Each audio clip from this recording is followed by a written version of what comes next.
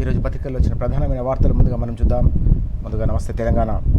సంకటంలో metro rail అంటూ ప్రధానమైన వార్త మనకు కనిపిస్తూ ఉంది. మెట్రో రైల్ పూర్తిగా సెకండ్ ఫేజ్ అనేది సంకటంలో పడిన పరిస్థితి. తప్పు జరిగింది, అప్పు ఆగింది.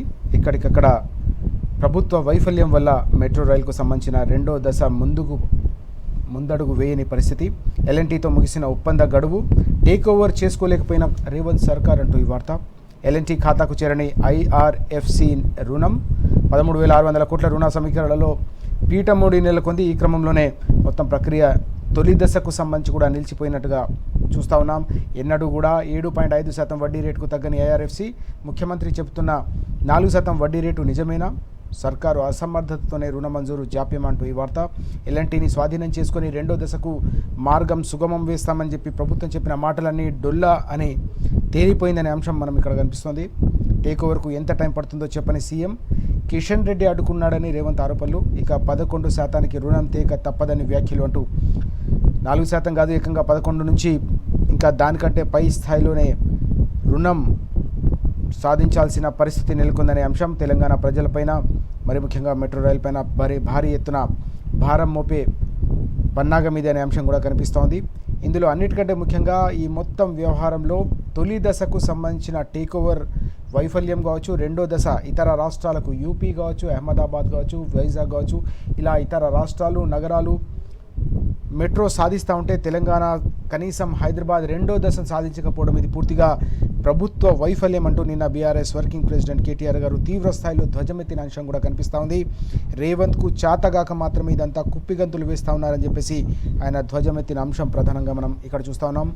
ముఖ్యమంత్రి అసమర్థత వల్లే మెట్రో ఫేజ్ 2కు కేంద్రం అనుమతి దక్కలేదు. కేంద్రం నుంచి నిధులు కావచ్చు, సెకండ్ ఫేజ్కు సంబంధించిన శాంక్షన్ కావచ్చు తెలంగాణకు, మరి ముఖ్యంగా హైదరాబాద్కు దక్కలేదు. ఇదంతా కూడా ముఖ్యమంత్రి వైఫల్యం వల్లే జరిగిందంటూ ఆయన ధ్వజమెత్తిన అంశం మనకు కనిపిస్తూ ఉంది.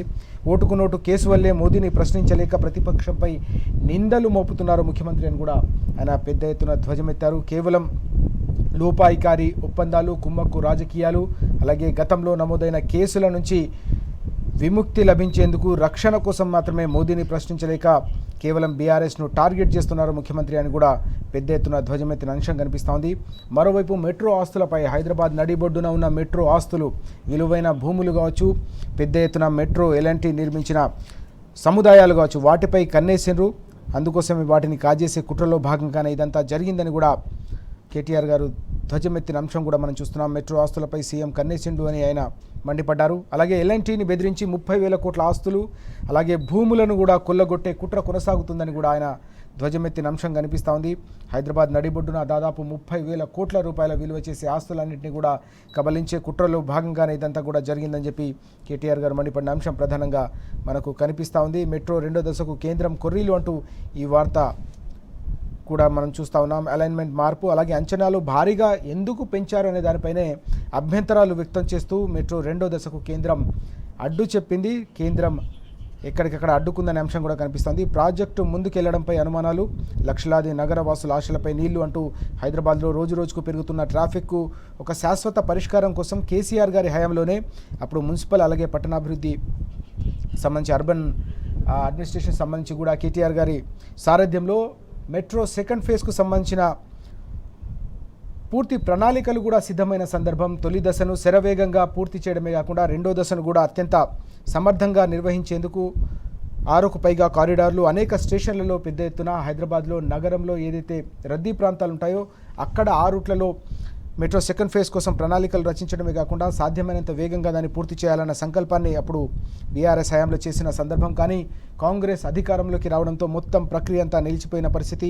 2.5 ఏళ్లుగా సెకండ్ ఫేజ్కు సంబంధించి ఒక్కటంటే ఒక్క ఇటుక పేర్చలేదు ఈ ప్రభుత్వం. దీంతో పాటు రాగానే శంషాబాద్ ఎయిర్పోర్ట్కు సంబంధించిన మెట్రోను కూడా రద్దు చేసి పెద్ద ఎత్తున నష్టం చేశారనే అంశం కూడా నిన్న కేటీఆర్ గారు ధ్వజమెత్తిన విషయం కనిపిస్తూ ఉంది.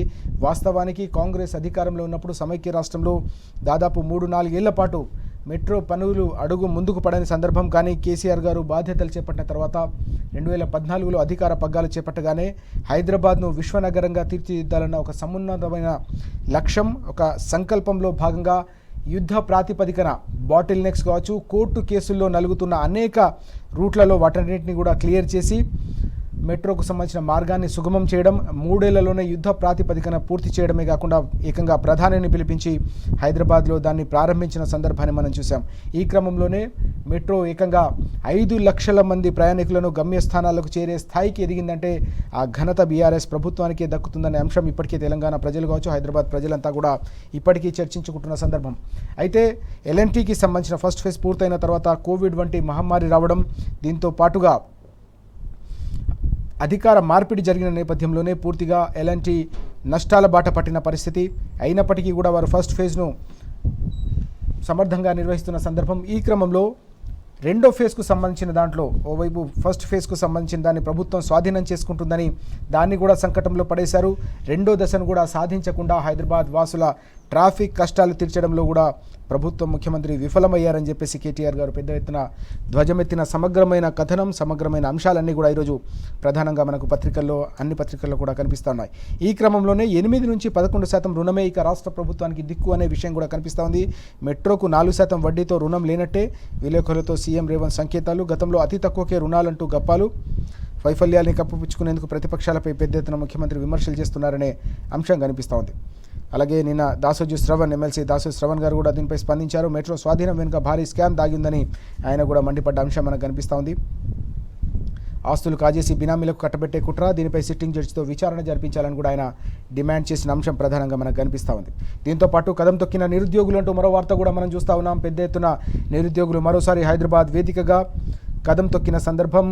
కానిస్టేబుల్ నియామకాలు కావచ్చు, ఇతర ఎస్ఐ పోస్టులు కావచ్చు, వీటికి సంబంధించిన సంఖ్యను పూర్తిగా కుదించి తీవ్ర స్థాయిలో అన్యాయం చేస్తూ ఉన్నారు. సగం కాలం పూర్తయిపోయింది ప్రభుత్వానికి, అయినప్పటికీ కూడా నిరుద్యోగులను ఇప్పటికి కూడా పట్టించుకున్న పాపన పోపులు పాలేదని చెప్పి ఆయన మండిపడ్డ అంశం. ప్రధానంగా నిరుద్యోగులంతా కూడా పెద్ద ఎత్తున నిరసన వ్యక్తం చేసిన అంశం కూడా కనిపిస్తోంది. అలాగే ఉద్యోగులందరికీ ఫేషియల్ అటెండెన్స్ అంటూ మరో వార్త. కలెక్టర్ల తీరుపై సీఎం ఆగ్రహం అంటూ ఈ వార్త కూడా కనిపిస్తూ ఉంది. అలాగే మీనాక్షి ఇష్యూలో అధిష్టానం సీరియస్ అంటూ మరో వార్త. నన్ను కూడా పిలిచి వారించారు, రేవంత్ హిట్లర్ వ్యాఖ్యలతో ఏకీభవించనంటూ పీసీసీ చీఫ్ మహేష్ కుమార్ గారు చేసిన వ్యాఖ్యలు కూడా ప్రధానంగా మనకు కనిపిస్తూ ఉన్నాయి. ఇవి ఈరోజు మనకు కీలకంగా కనిపిస్తున్న వార్తలు.